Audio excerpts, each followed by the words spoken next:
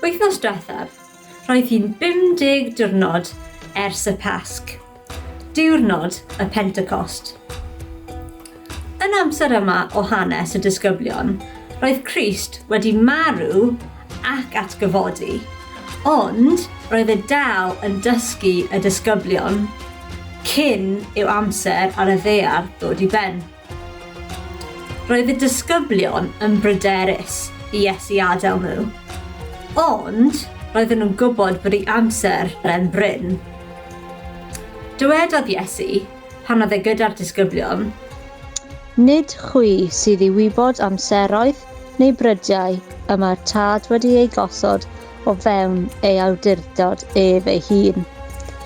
Ond fe dderbyniwch nerth wedi'r ysbryd glân ddod arnoch, a byddwch yn dystion i mi yn Jerusalem ac yn holl Judea a Samaria, a hyd eithaf y ddaear.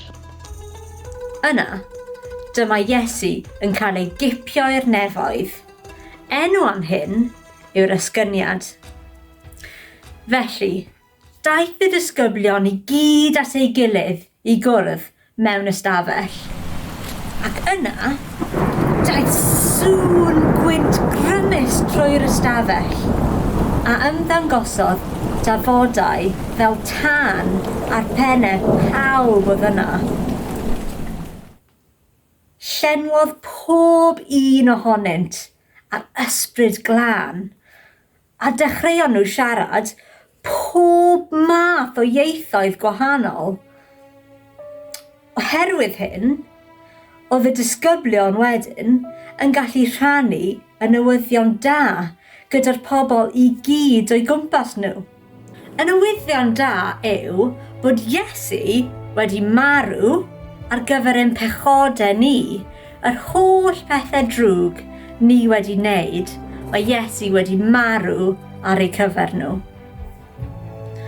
Ar ôl hwn, daeth 3,000 o bobl yn Gristion yn y cyfnod yma, a oedd pob un ohonyn nhw wedi cael ei bedyddio gan y disgyblion.